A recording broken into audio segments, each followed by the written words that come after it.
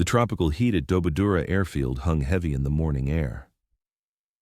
It was August 17, 1943, and Technical Sergeant James McKenna crouched beneath the left wing of a P-38 Lightning, watching Lieutenant Robert Hayes prepare for what might be his last mission.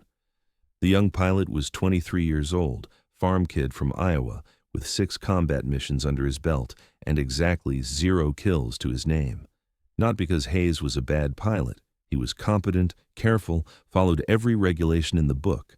But in the skies over New Guinea, following the rules had a way of getting you killed.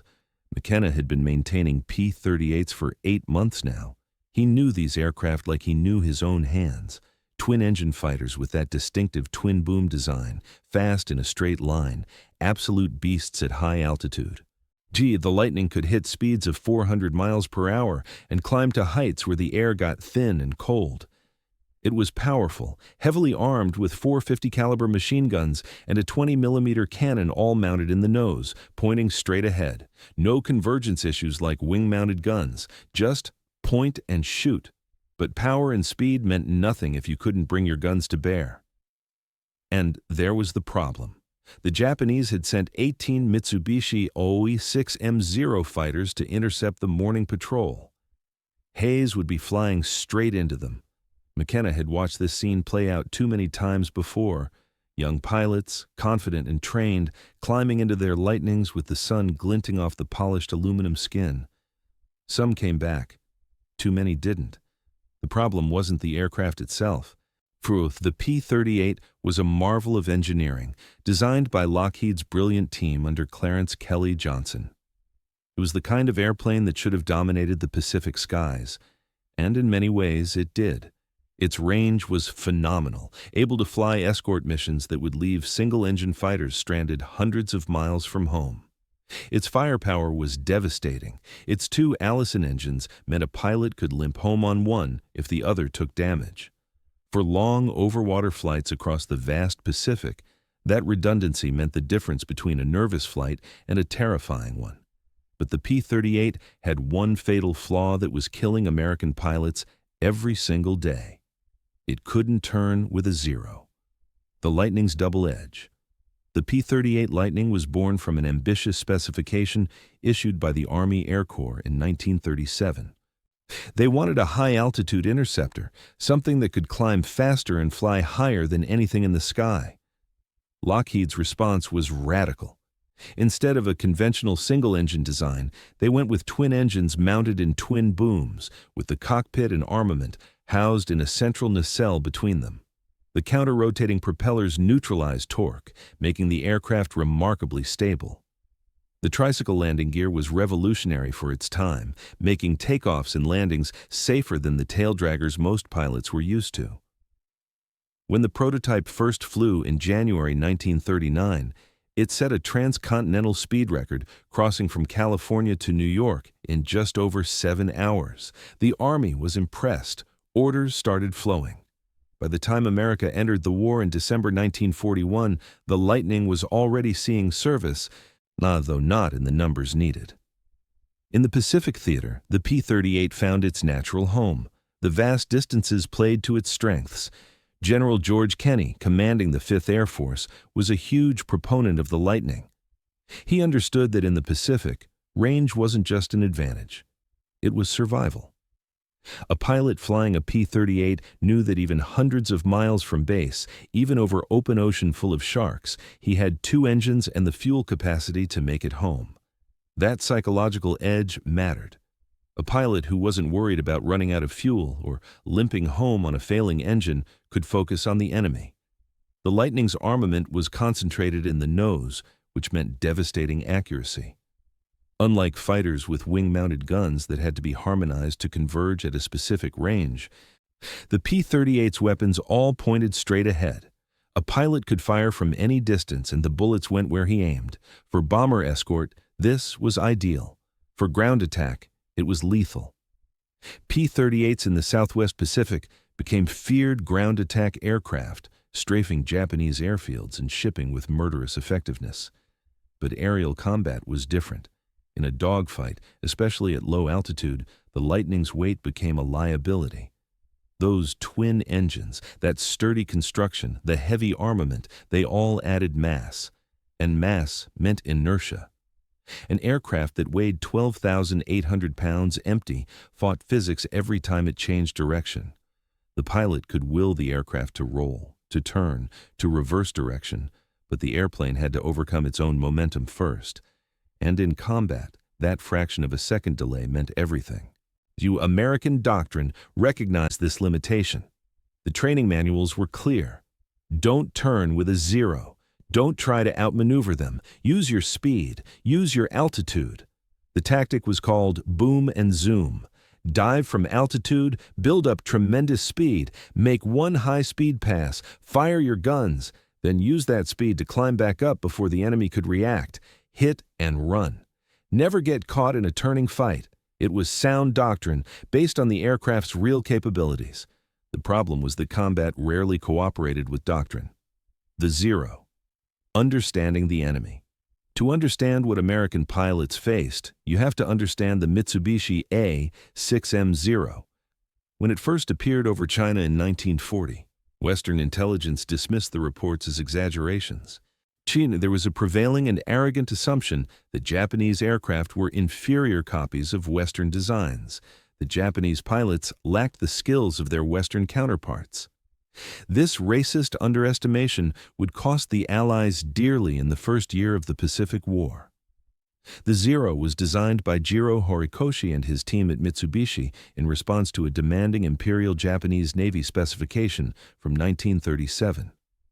The Navy wanted the impossible, a carrier-based fighter with exceptional range to escort bombers deep into China, rapid climb rate to intercept attackers, and supreme maneuverability for dogfighting. Most engineers thought the requirements couldn't be met. Nakajima, Mitsubishi's rival, dropped out of the competition for exactly that reason. Horikoshi's solution was radical: make the aircraft as light as possible. Then he used a new aluminum alloy called extra super duralumin, stronger than standard aluminum but lighter. He eliminated every gram of unnecessary weight, no armor plating for the pilot, no self-sealing fuel tanks. The structure was just strong enough to handle flight loads with a small safety margin. Every design choice prioritized weight reduction. The result was an aircraft that weighed just 3,704 pounds empty, about half what a P-38 weighed. It was powered by a 950 horsepower Nakajima Sakai radial engine, modest power by American standards, but adequate given the light airframe. Maximum speed was around 331 miles per hour at altitude. Not as fast as a Lightning, but fast enough. The climb rate was excellent. The range with drop tanks was over 1,900 miles, extraordinary for a single-engine fighter. But the Zero's true genius was in its maneuverability. The wing was designed with a relatively low wing loading, meaning each square foot of wing supported less weight than on heavier fighters. This translated directly to turning performance. The Zero could execute a full 360-degree turn in roughly half the time a P-38 needed. In a turning dogfight, that difference was insurmountable. The Zero's controls were light and responsive at low speeds. It had a low stalling speed, under 70 miles per hour, which meant a pilot could slow down dramatically in a turn without falling out of the sky. An American pilot trying to match a Zero's tight turn would find his aircraft shuddering on the edge of a stall, while the Zero circled inside his radius, lining up for a killing shot. Early in the war, when the Zero was flown by experienced Japanese Navy pilots, some of the best-trained aviators in the world, it achieved kill ratios of 12-1 against Allied aircraft. At Pearl Harbor in the Philippines, over Java and Malaya, the Zero seemed invincible. American, British, and Dutch pilots flying obsolete aircraft like the P-40 and the Brewster Buffalo were slaughtered. But the Zero's lightweight construction was also its fatal flaw. Those design choices that made it so maneuverable made it vulnerable. Without armor, a few hits from heavy machine guns could shred the Zero's structure. Without self-sealing tanks, a single tracer round in the fuel system could turn the aircraft into a fireball. Japanese pilots flew, knowing that their aircraft would not protect them. Their philosophy was that superior skill and aggression were the best defense. When flown by experts, this worked. But as the war progressed and experienced pilots were killed faster than they could be replaced, the Zero's vulnerabilities became fatal liabilities. By mid-1943, American pilots were starting to understand how to fight Zeros. The tactics were clear. Never turn with them. Use speed and altitude, hit and run. Aircraft like the F-6F Hellcat and F-4U Corsair were being introduced with the power and durability to take on Zeros on more equal terms. But in August 1943, the P-38 Lightning, for all its advantages, still faced a fundamental problem in close combat. It couldn't roll fast enough to either get inside a Zero's turn or to escape from one. The growing problem. McKenna observed. James McKenna was 25 years old, from Long Beach, California. Before the war, he'd worked on cars, had a feel for machinery, understood how mechanical systems worked not just in theory but in practice. When he was drafted and assigned to the Army Air Forces, his mechanical aptitude got him assigned to aircraft maintenance. He'd arrived in New Guinea in December 1942, part of the buildup that followed the Allied victories at Guadalcanal in Papua. WW2 was one of a complex of 15 airstrips carved out of the jungle near the northern coast of Papua. The conditions were brutal. The heat was oppressive, the humidity constant. Rain turned the dirt airstrips to mud. Mosquitoes carried malaria and dengue fever. The living conditions were primitive, tents with dirt floors, sea rations, and no recreation beyond what the men created themselves. But WW2 was forward, close to the fighting, which meant the aircraft operating from there were in constant action.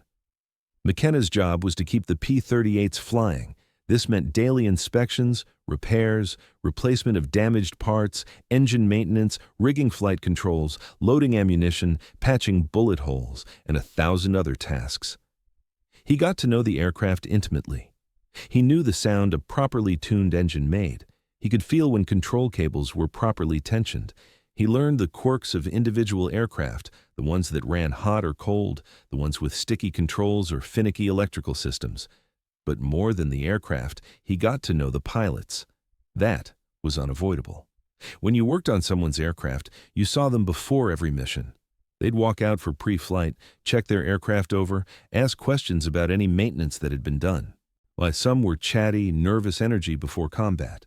Others were quiet, inward. McKenna signed off the maintenance logs certifying each aircraft as airworthy. That signature meant he was staking his professional reputation and, more importantly, the pilot's life on his work. By midsummer 1943, McKenna had watched too many pilots die. The pattern was consistent and disturbing. Pilots would take off, fly to the intercept, engage Japanese fighters. If they followed doctrine boom and zoom attacks from altitude, they often came back. But too often they got drawn into turning engagements. The Zeros were baiting them, reversing direction to force American pilots to turn to keep guns on target. Once the P-38 committed to the turn, the Zero could cut inside, get on the American's tail, and that was usually the end. The loss reports all said the same thing. Pilot error, failure to follow doctrine, got caught in a turning fight. The pilots who survived to report back said the same thing. When they tried to maneuver hard, the aircraft felt sluggish, like there was a delay between stick input and the aircraft's response. Most assumed this was just how the P-38 handled. A heavy fighter, big control surfaces, some lag was expected. But McKenna knew that wasn't normal. He'd worked on these control systems. He'd rigged the cables. He'd tested the control movement. He knew there was play in the system, slack in the cables that allowed a small amount of movement before the control surface actually moved. At high speeds, this didn't matter. The control forces were high anyway. The pilot had to work to move the stick. If that little bit of slack was taken up immediately. But at low speeds and hard maneuvering, that slack was deadly. The pilot would start a roll, moving the stick, but for a fraction of a second nothing would happen as the slack in the cable system was taken up. By the time the aileron actually started moving, the pilot had already moved the stick further, overcompensating. The result was sluggish initial response followed by over-control. In combat, that tiny delay was the difference between getting inside a Zero's turn and getting shot down. McKenna had mentioned this to the engineering officer. The response was bureaucratic and dismissive. The cable tension was within specifications. Factory tolerances allowed for that slack. Changing it would void the aircraft warranty. Besides, no field mechanic had authorization to modify flight control systems. That required engineering approval from Lockheed, and Lockheed was 7,000 miles away in California. The pilots, who didn't come home. Lieutenant David Chen had been in theater for 3 weeks when McKenna first worked on his aircraft. Chen was from Sacramento, and he and McKenna had bonded over talk of California, the places they knew, the lives they'd left behind. Chen had worked on cars, too, before the war. They understood each other's language, the mechanical talk of tolerances and pressures and how things worked. On July 9, 1943, Chen took off on a fighter sweep. He came back 2 hours later with 3 bullet holes in his left boom and a story about a Zero that had gotten inside his turn. Chen said he'd tried to roll out and dive away like the manual instructed, but the airplane felt slow to respond, like there was a delay between when he moved the stick and when the aircraft actually rolled. The Zero had almost gotten him. Only his wingman shooting the Zero off his tail had saved him. McKenna looked at the bullet holes. They were in a tight group, perfect deflection shooting.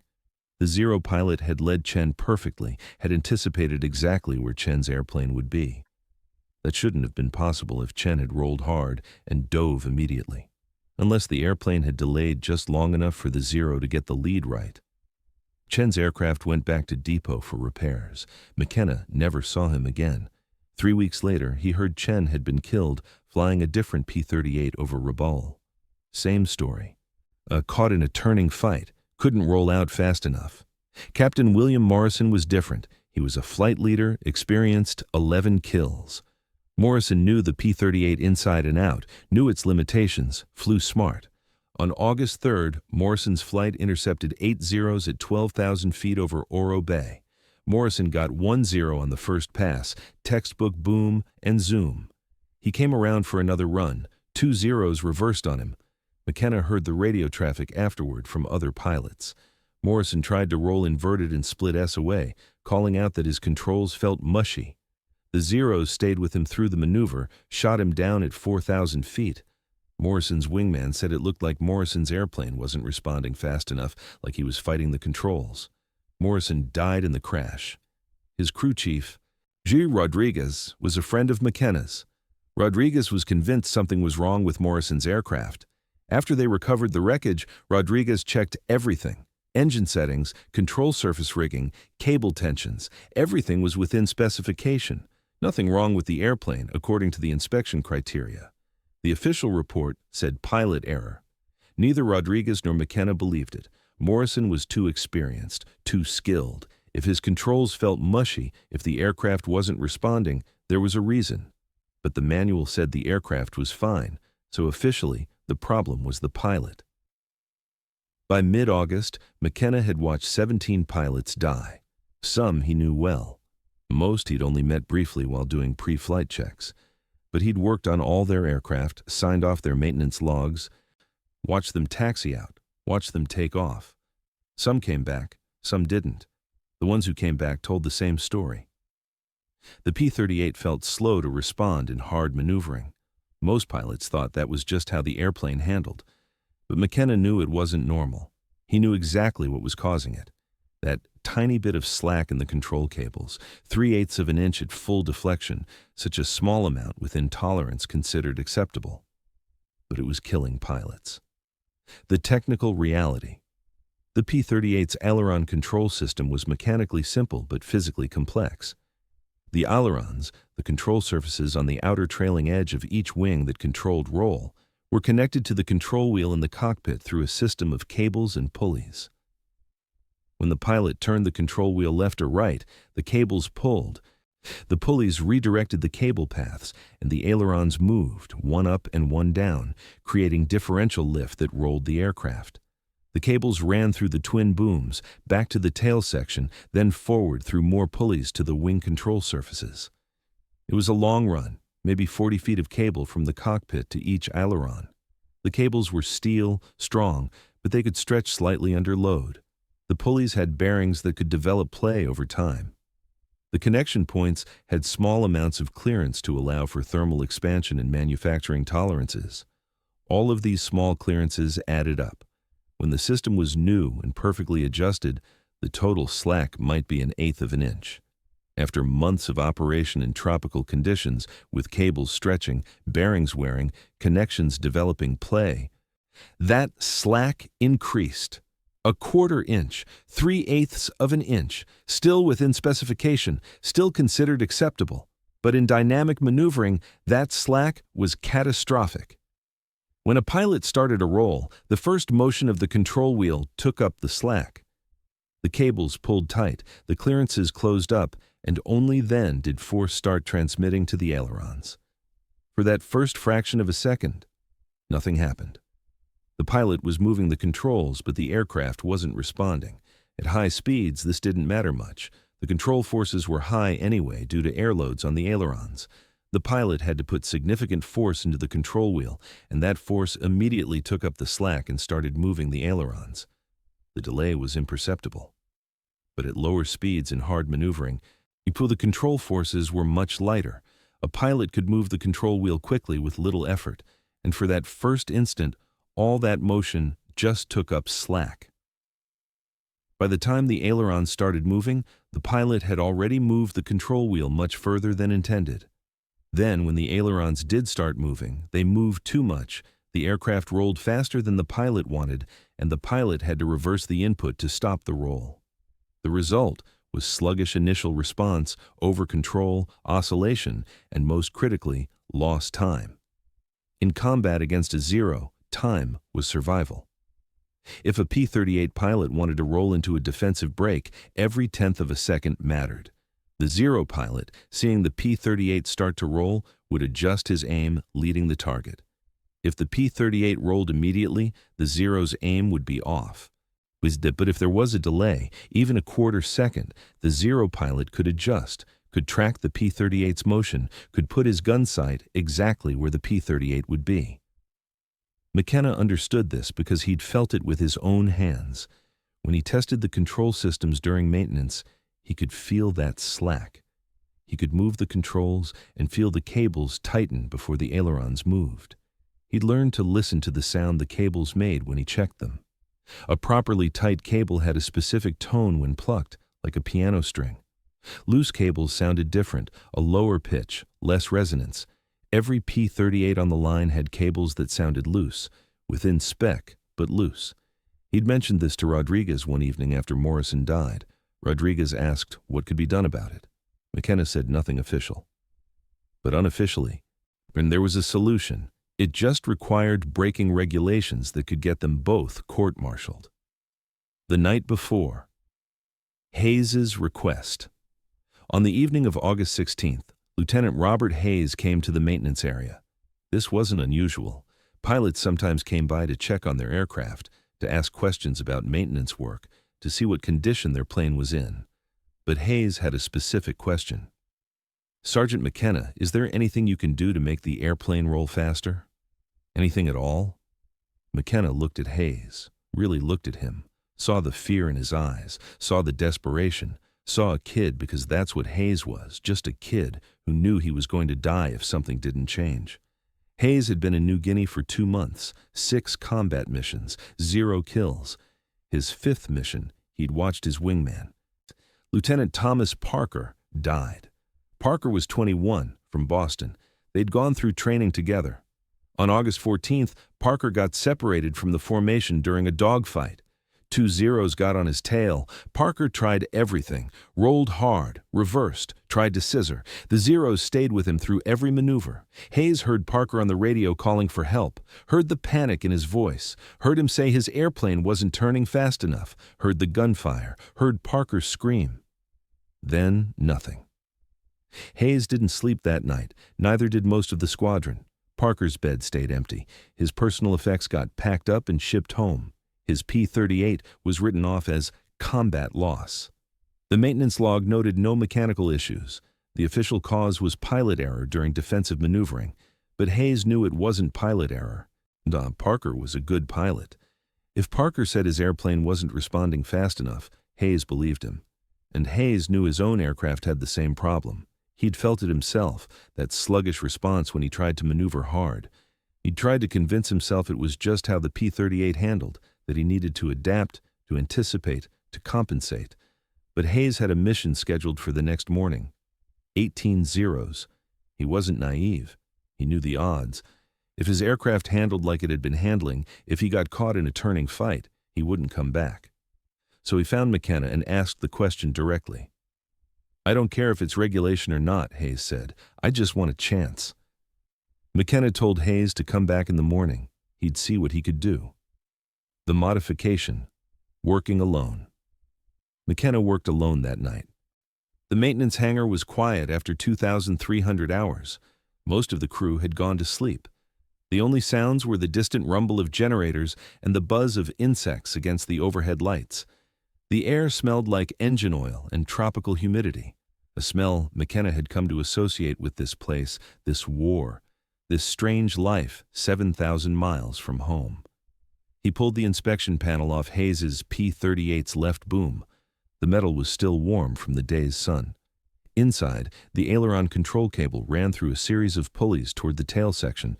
McKenna grabbed the cable with both hands and pulled, testing the tension, felt the slack, maybe 3/8 of an inch of play before the tension caught. His hands were covered in grease, and his fingers ached from a full day of maintenance work.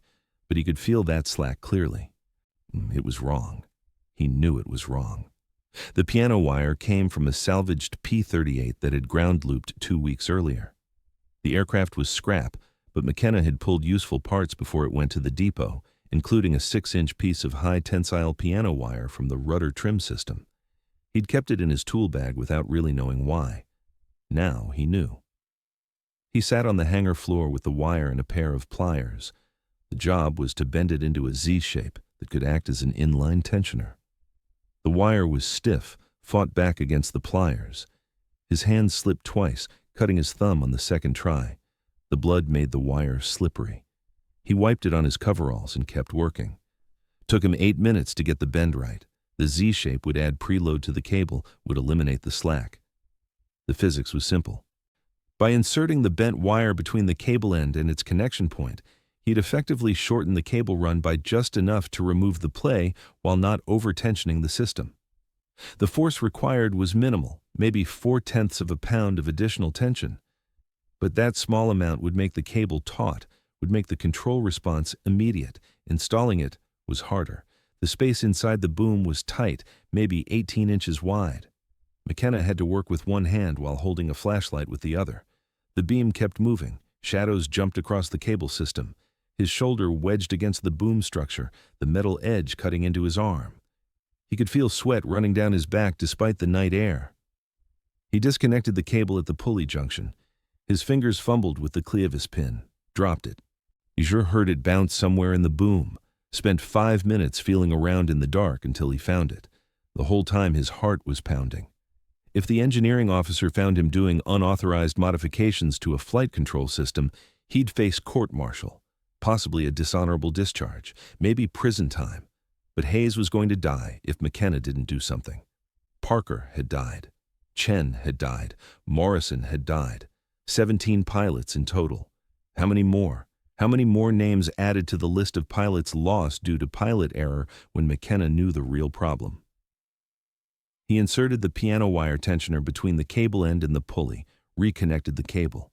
The fit was tight. He had to force the clevis pin through. When it finally seated, he tested the tension by hand, pulled on the cable. No slack.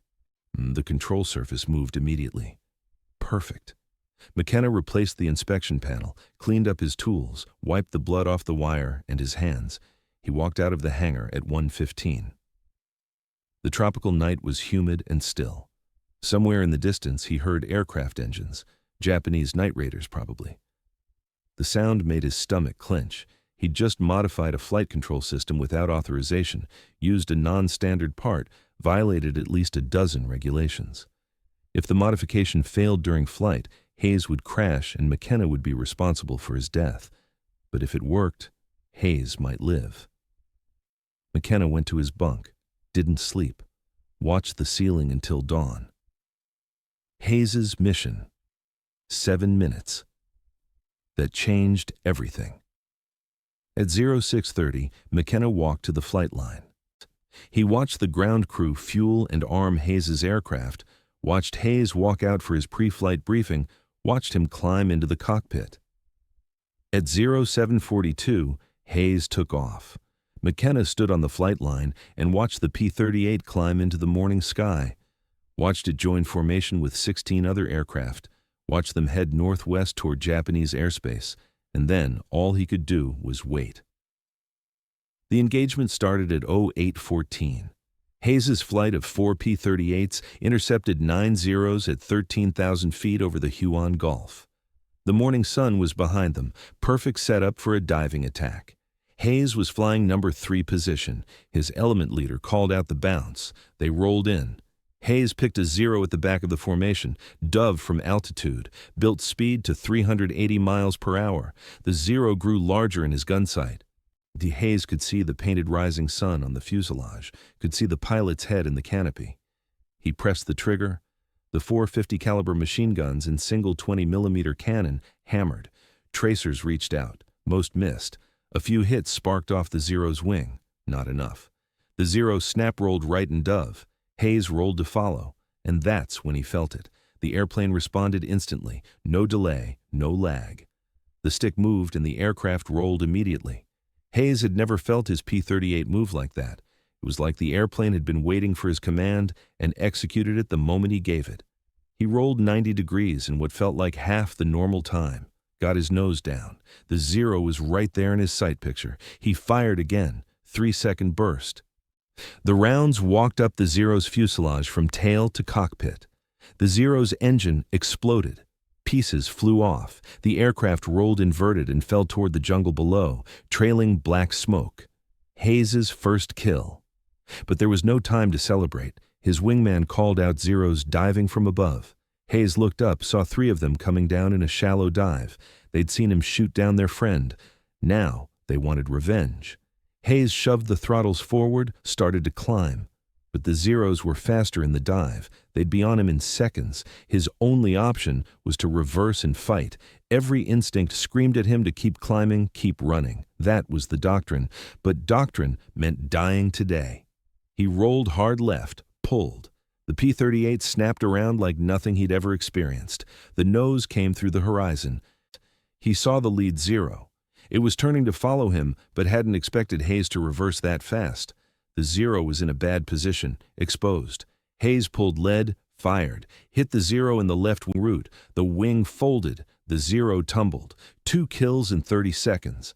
The other 2 Zeros tried to scissor with him, alternating turns to force an overshoot. Hayes stayed with them.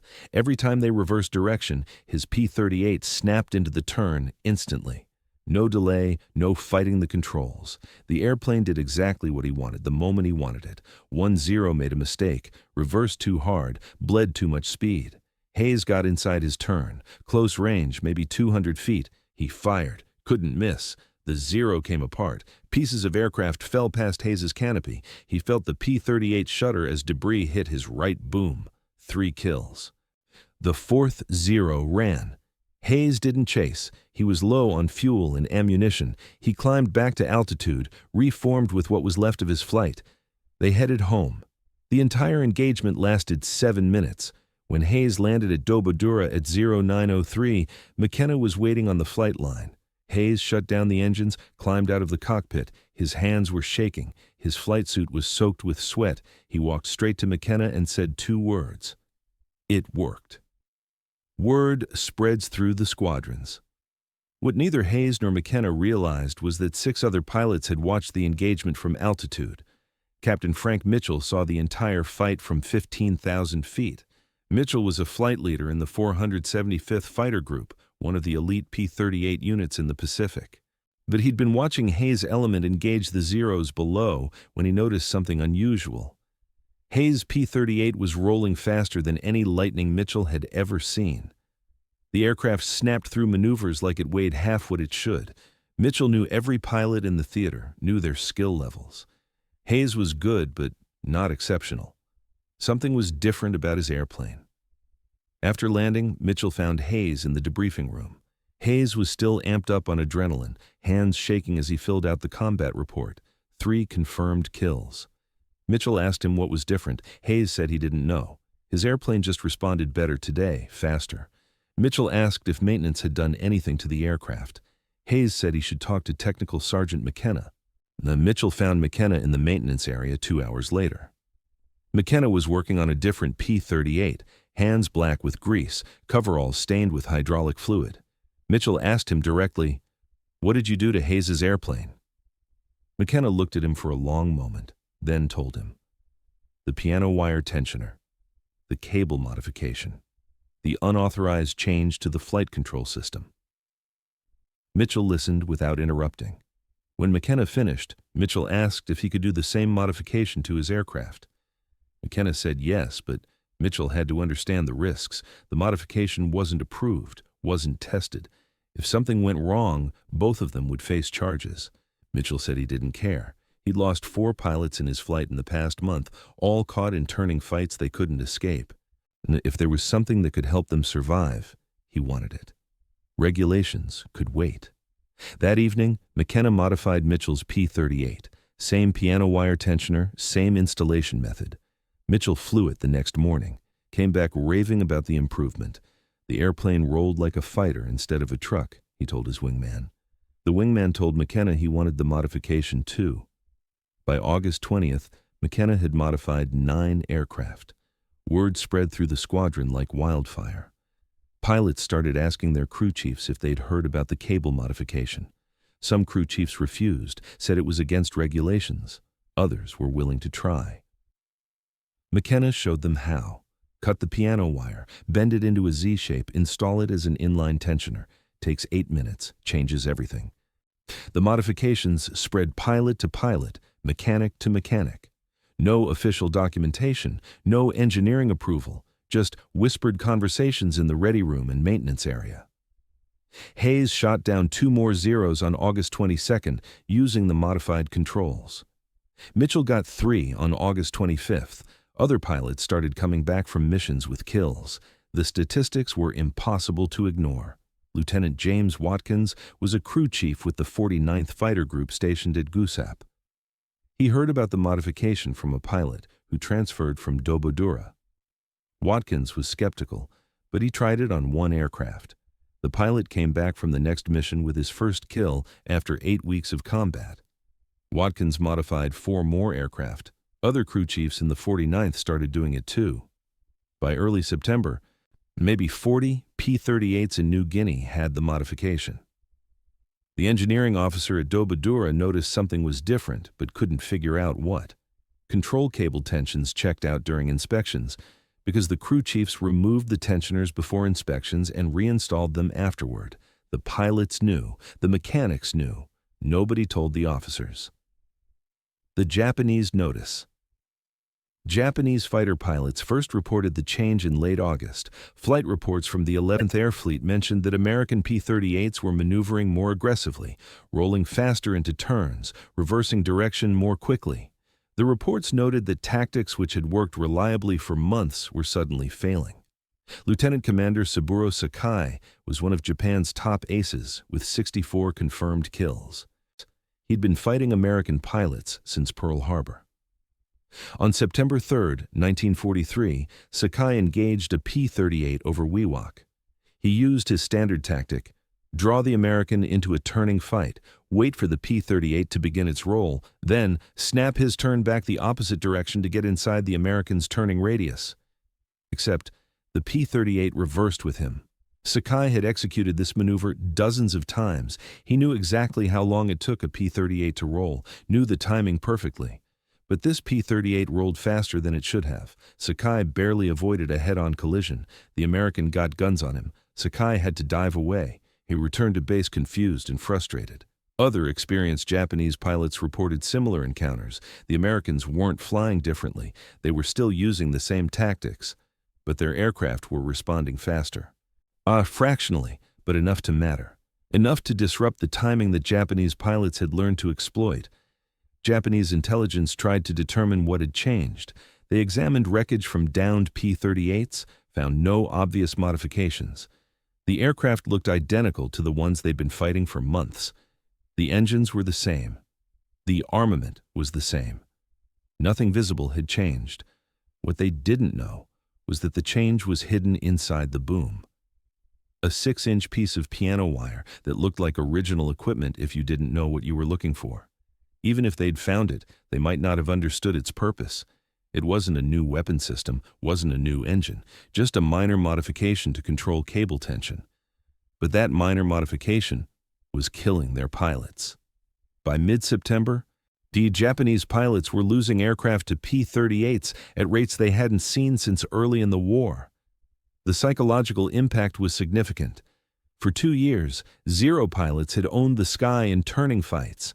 They knew they could outmaneuver anything the Americans flew. That confidence was breaking down. Pilots who used to press attacks were becoming cautious, hesitant. They weren't sure anymore if their tactics would work. The Japanese tried to adapt. Some pilots stopped trying to get into turning fights with P-38s, used hit-and-run tactics instead. But that meant giving up their main advantage. The Zero's strength was maneuverability. Fighting like a P-38 meant fighting on American terms, and the P-38 was faster, more heavily armed, and could take more damage. Other pilots tried to compensate by being more aggressive, closing to shorter range before firing, taking more risks. But aggression, without the ability to outturn the enemy, just meant dying faster. Several experienced Japanese pilots were killed in September, trying tactics that had worked perfectly in July. The fundamental problem for Japanese pilots was that they were fighting an enemy they couldn't see. They knew something had changed, but they didn't know what, and they couldn't figure out how to counter it. You can't develop tactics against a modification you don't know exists. By the end of September, the 11th Air Fleet had lost 38 fighters in combat with P-38s. American losses in the same period were 22 aircraft. The ratio had reversed. For the first time in the Pacific War, P-38s were killing Zeros at better than 1-to-1. A Japanese command ordered pilots to avoid engaging P-38s unless they had significant numerical advantage. That order marked a turning point. The Zero had gone from hunter to hunted, and it all came down to a piece of piano wire that nobody was supposed to install. Official discovery and integration. The modification never became official during the war, at least not through normal channels. The Army Air Force Engineering Command learned about it in October 1943 when a maintenance inspector at WW2 noticed inconsistent cable tension readings during a routine inspection. He traced the discrepancies to the piano wire tensioners, wrote a report, sent it up the chain of command. The report sat on desks for 3 weeks while officers debated what to do. The modification violated regulations, multiple regulations. In unauthorized modifications to flight control systems, use of non-standard parts, mechanics working outside their authority, all court-martial offenses. But the modification was working. Fighter squadrons using it had measurably better kill ratios. Pilots were surviving. The question wasn't whether the modification helped. The evidence was overwhelming. The question was whether to punish the mechanics who'd installed it without authorization or quietly approve it after the fact. In November, Lockheed sent an engineering team to New Guinea to evaluate the modification. They tested it, measured the cable tension, calculated the stress loads, ran flight tests. Their conclusion was diplomatic but clear. The modification was safe and effective. In fact, it should have been part of the original design. The cable tensions in factory specification P-38s were adequate for normal flight, but insufficient for hard combat maneuvering. The field modification addressed a real deficiency. Lockheed integrated a similar tensioning system into the P-38J model that entered production in December 1943. They didn't call it a cable tensioner. They called it an improved aileron control system and described it in technical terms that obscured its origin. The official documentation attributed the control system improvement to engineering analysis. McKenna's name didn't appear anywhere. Later variants of the P-38, the J-25 block and the L model, went further. They added hydraulically boosted ailerons, which dramatically improved roll rate at high speeds. This was a proper engineering solution, sophisticated and well-tested. But it came a year after McKenna's piano wire fix, and it couldn't have been implemented in the field. The hydraulic system required extensive modifications to the airframe. McKenna's solution was elegant because it was simple. Any crew chief could do it in 8 minutes with basic tools and a piece of piano wire. It didn't require parts from the supply chain, didn't require engineering approval, didn't require the aircraft to be taken out of service. It could be done at night between missions, in a tropical maintenance hangar with a flashlight and a pair of pliers. But McKenna never received official credit. No commendation, no medal, no mention in any report. He stayed in the Army Air Forces until 1946, returned to California, went back to working on cars, opened his own garage in Long Beach in 1948, worked on engines for 42 years. Never talked much about the war. When people asked, he'd say he was a mechanic, fixed airplanes, that's all. The real cost of innovation. Robert Hayes survived the war. He flew 63 combat missions, shot down 11 Japanese aircraft, returned to Iowa in 1945, married his high school sweetheart, had 4 children, worked as a crop duster for 37 years. But he never forgot what McKenna had done.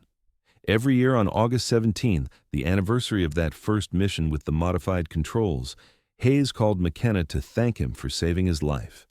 Frank Mitchell also survived. He became a squadron commander, led his unit through the Philippines campaign, shot down 16 aircraft.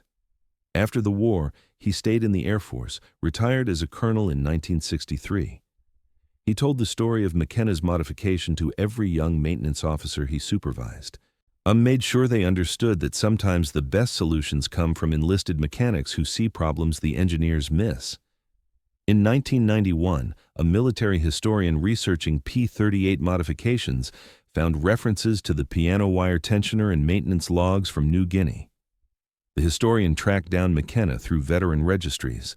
McKenna was 73 years old by then, still working part-time in his garage. The historian asked him about the modification. McKenna confirmed the story but downplayed his role, said it wasn't anything special, just something that needed doing. The historian estimated that the modification may have saved between 80 and 100 American pilots' lives based on survival rate improvements in squadrons that used it. McKenna said he never counted. He just remembered the pilots who came back. Hayes, Mitchell, the others. That was enough. James McKenna died in 2006 at age 88. He was buried in Pacific View Memorial Park in Corona del Mar, California. His obituary mentioned his service in World War II as an aircraft mechanic. It did not mention the piano wire tensioner.